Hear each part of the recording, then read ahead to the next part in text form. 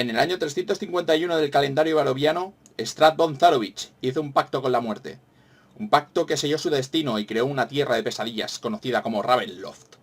Otros señores de la oscuridad han abrazado como suyo el semiplano del pavor, para pesadilla de los héroes que vagan por allí. En el mismo, las criaturas de la noche se dedican a cazar a los vivos de esta tierra, y el día no es más que un preludio para otra noche de horror. Hoy en Tiempo de Dados, Ravenloft.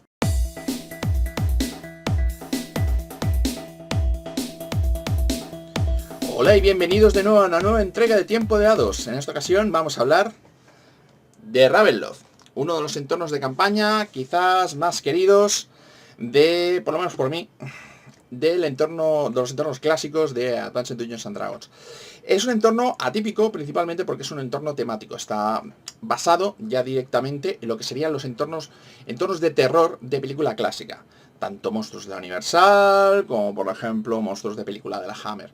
Tiene mucho tono gótico, tiene muchísimo tono gótico. Tanto que algunas veces se sale de lo que es la tónica de espada y brujería y medieval fantástica de Dungeons and Dragons.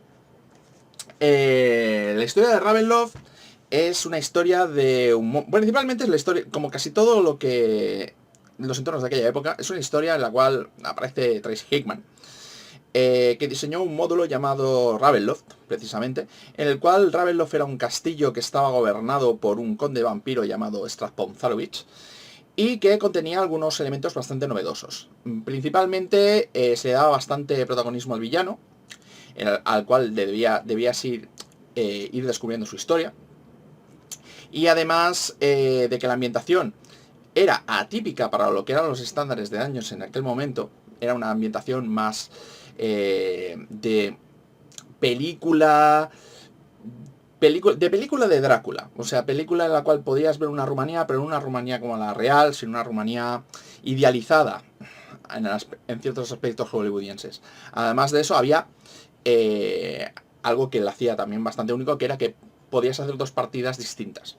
Había un sistema de, digamos que de adivinación, en el cual se utilizaban unas cartas, como si fuera una especie de tira de tarot, en la cual se definían según qué aspectos de la partida. Cosas como, por ejemplo, los fines de Stratbon Zarovich, la situación de algunos objetos mágicos y algunos elementos de la partida, que le hacían que cada partida fuera única. Además, hacía que todo lo que eran los monstruos y tal eran más difíciles, un poquito más difíciles, principalmente para dar un poco más de hincapié a todo lo que eran los elementos de horror. ¿De qué va en Ravenloft? Ahí llegamos a un tema que es un poquito difícil de explicar. Ravenloft, no, a diferencia de otros mundos de Advanced Dungeons and Dragons, no se trata simplemente de un mundo, sino que es de algo un poquito menos y un poquito más que un mundo. Realmente de lo que se trata Ravenloft es de una especie de plano, una especie de mundo, un microcosmos de bolsillo, que es una tierra que es completamente plana y que en lugar de ser como por ejemplo el mundo disco, en el cual te puedes caer directamente en el borde del mundo, aquí si andas lo suficiente, intentas salir de sus límites, te ves envuelto en una especie de niebla. Muchas veces te verás envuelto en una especie de niebla y aparecerás en algún otro lugar de Ravenloft. Normalmente Ravenloft nunca permite que escape nadie que normalmente está en sus tierras. Ravenloft es conocido como la dimensión del pavor, el semiplano del terror. Es una especie de prisión cósmica y una especie de, una especie de infierno para algunos habitantes. Es un mundo el cual de vez en cuando secuestra a criaturas de otros mundos. Muchas veces se trata de gente especialmente malvada, especialmente execrable, villanos, los villanos más temibles que os podéis imaginar. Lo que suele hacer Ravenloft es directamente complacerse de lo malvados que son y directamente llevárselos a su mundo. Una vez que se los lleva a su mundo, crea normalmente una zona que normalmente se le suele llamar el dominio, que es como una especie de país o región que es familiar para ellos. Normalmente suelen ser lugares suelen ser normalmente la baronía donde estaban, el país donde se encontraban. Normalmente suelen ser réplicas con gente, principalmente a Ravenloft lo que le gusta es que haya gente inocente, que directamente se los crea y le da ciertos poderes. Si, por ejemplo, un hombre lobo era bastante poderoso, en Ravenloft es todavía más poderoso. El problema está en que no puede abandonar su pequeña prisión. Y normalmente todo lo que él intente conseguir se convertirá en polvo.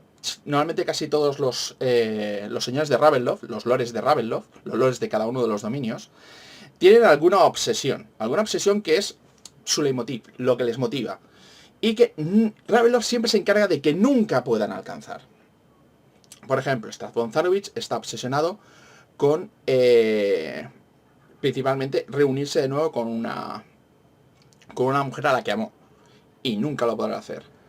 Azalin, que es uno de los lichers más poderosos de todos los mundos de D&D, tiene la obsesión de acumular más poder. Y Ravenloft le impide acumular más poder.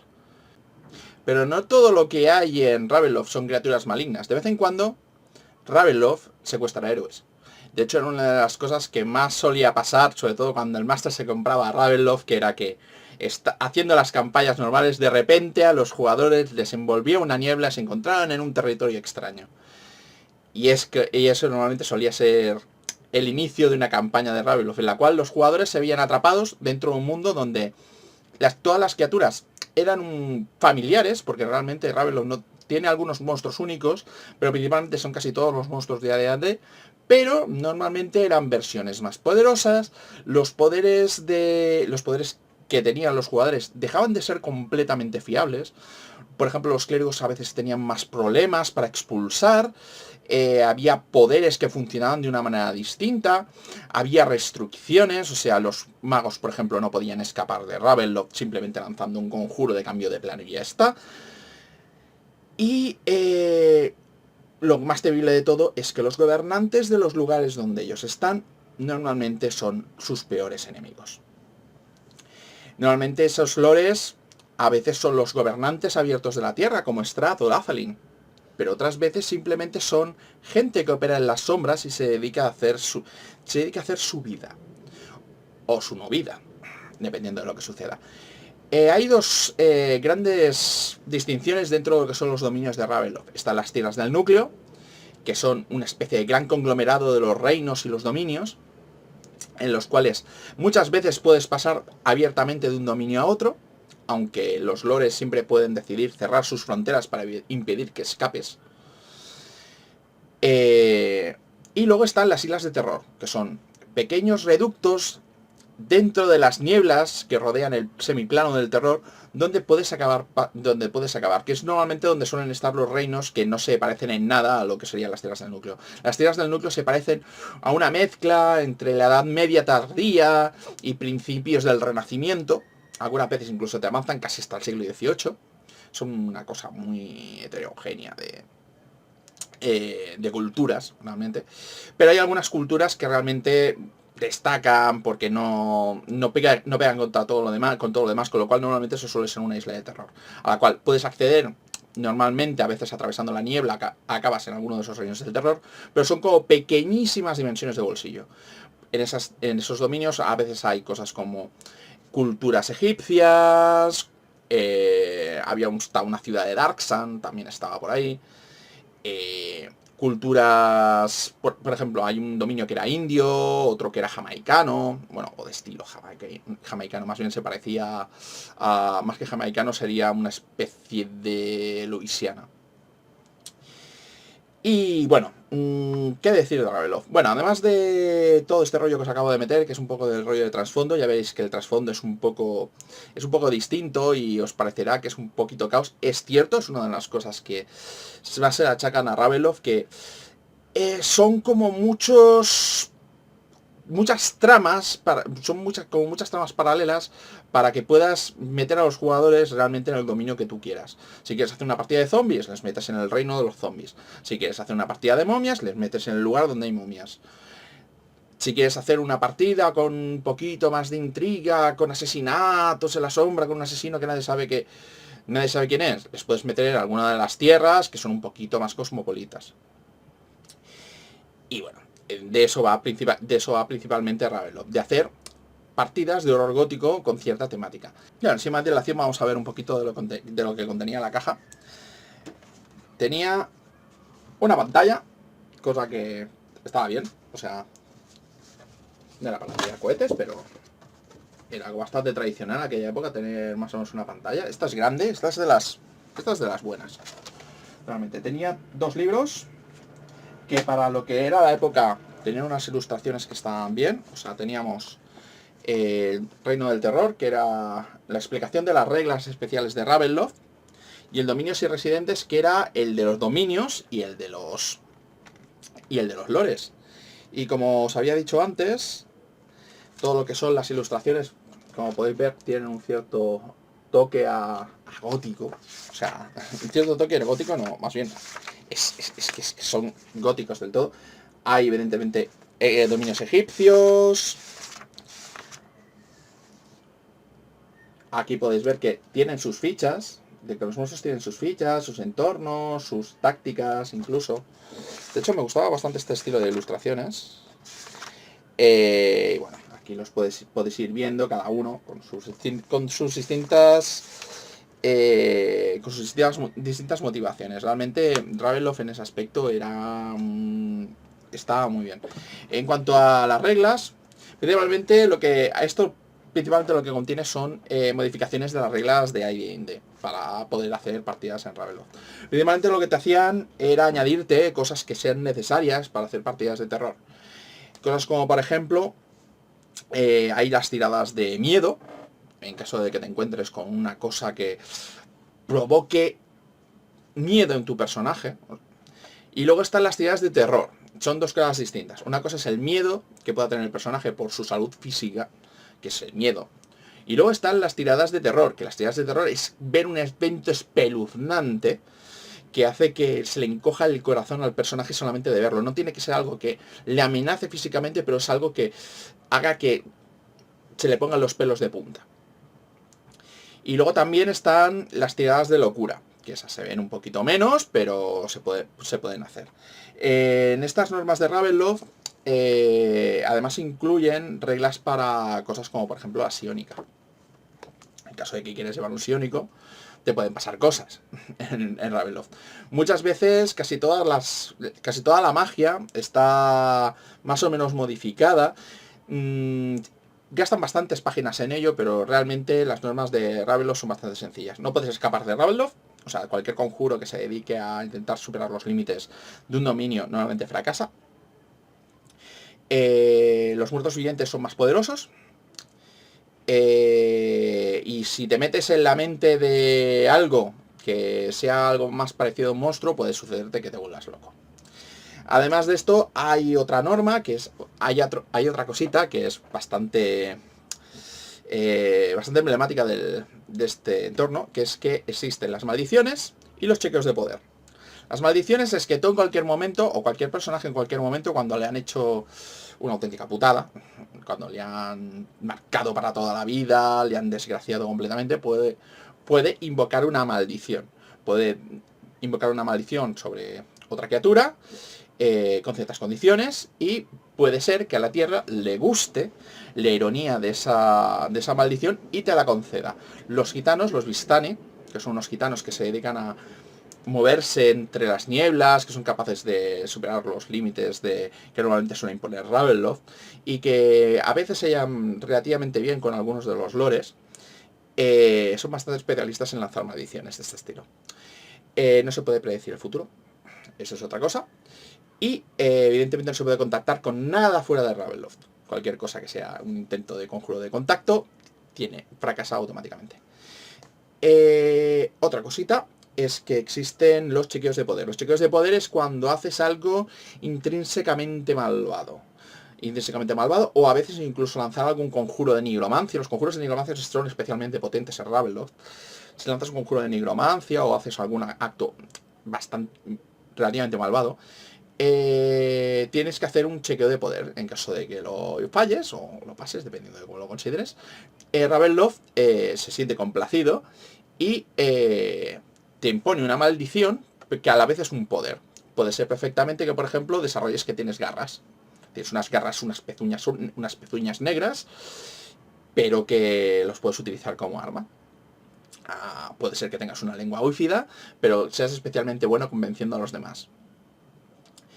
puede ser que a niveles muy altos que tu cara se pudra, que tengas una especie de enfermedad contagiosa, pero te vuelvas inmune a la mayor parte de las condiciones.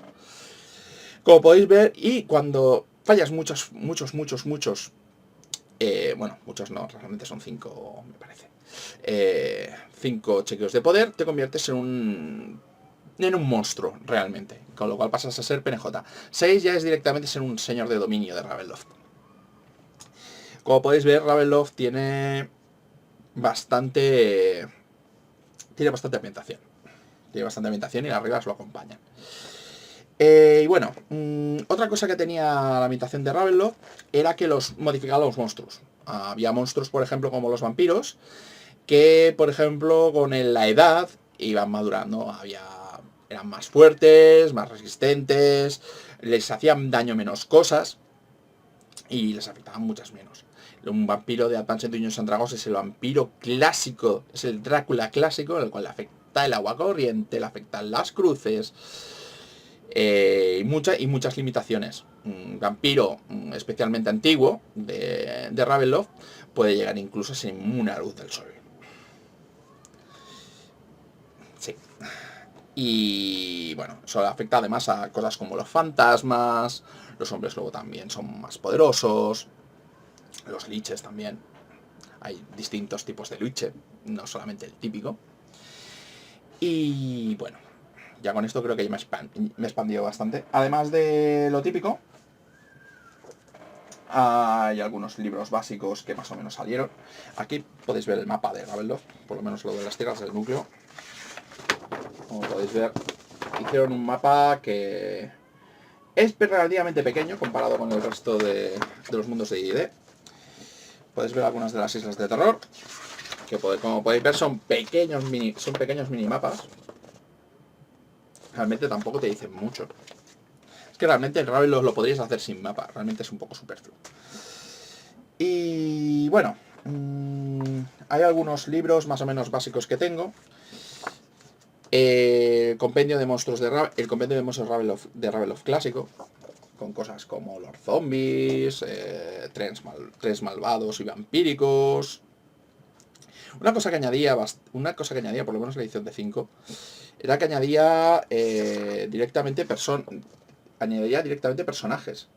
No simplemente bichos, sino que, por ejemplo, te ponían un bicho y luego te ponían un ejemplo de bicho que era más extenso, que tenía su propio historial, que tenía sus propias cosillas. Por ejemplo, aquí veías un espectro, tenías sus típicos espectros de Dungeons and Dragons y tenías por aquí un ejemplo especial de espectro. Estaba muy bien.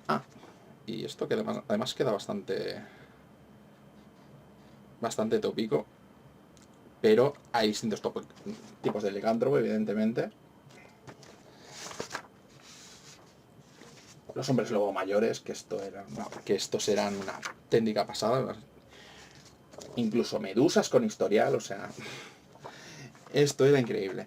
Y bueno, hay algunos tipos de suplementos más o menos genéricos dentro del mundo de Ravenloft, cosas como por ejemplo las guías Van Richten. Van Richten era un héroe, sobre todo en las primeras ediciones de la caja, que se dedicaba a deshacer entuertos y era una especie como del Dr. Van Helsing, que se dedicaba a luchar contra los monstruos de Ravenloft y hacía sus guías en las cuales te hablaba acerca de cada uno de los monstruos más o menos emblemáticos, sus debilidades, sus fortalezas, y evidentemente eran una guía en la cual el máster podía utilizar directamente para modificar un poco a los monstruos, te hablaba de las distintas subvariantes de los monstruos que había y te permitía además aplicar reglas especiales a cada uno de los monstruos. Evidentemente la primera guía Van Richten era la guía Van Richten de vampiros.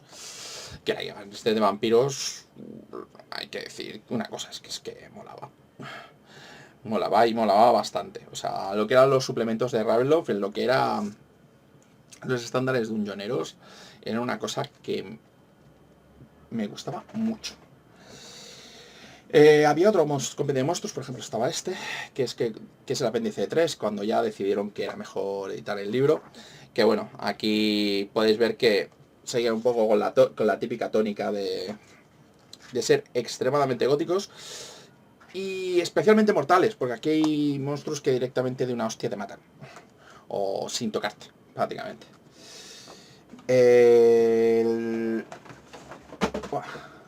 Evidentemente hay otros suplementos. Lo que pasa es que de Ravenloft es especialmente difícil conseguir suplementos. Tengo otra guía Van Richten por aquí, la guía Van Richten de los demonios. Que los demonios, por ejemplo, lo que hacían era que creaban semidominios alrededor suyo. O sea, tenían zonas que eran capaces de influenciar más fácilmente para poder tentar a los mortales. La de los fantasmas. Que bueno, los fantasmas realmente, como la mitad de ellos, muchas veces, algunas veces los fantasmas no son malvados, pues será una guía un poquito más abierta. Un suplemento de lores oscuros, pues si no tenías suficientes con los del libro básico, tienes algunos más, con sus propios dominios y tal. Hay por ahí algunas guías, como por ejemplo la guía de las islas de terror, para tener más islas, por si acaso no tenía suficiente. Había una caja básica, en el antiguo básico, que era el Forbidden Lore, que estaba bastante bien, que era donde estaba Khalid Knight, una especie de dominio de Dark Sun, gobernado por una templaria. La guía de los Vistani, que está bastante bien, por lo menos esta es la clásica. Luego sacaron otra versión de Ravenloft, unos cuantos años más tarde, cuando ya estaban bajo la tutela de Wizards of the Coast. Y a mí me parece que es la mejor versión que existe de Ravenloft, pero esa tocaré un poquito más adelante, porque hablaré de ella especialmente. Ah, y además me olvidaba en la caja que estaban las cartas de Taroka. Que el Taroka es como una especie de... Bueno, la verdad es que tengo unas fundas bastante gordas, como podéis ver. Bastante antiguas además.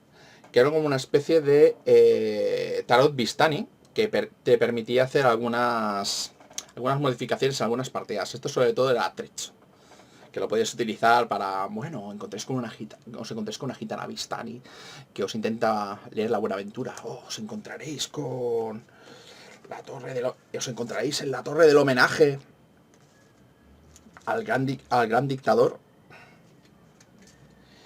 el cual os encantará con melosas palabras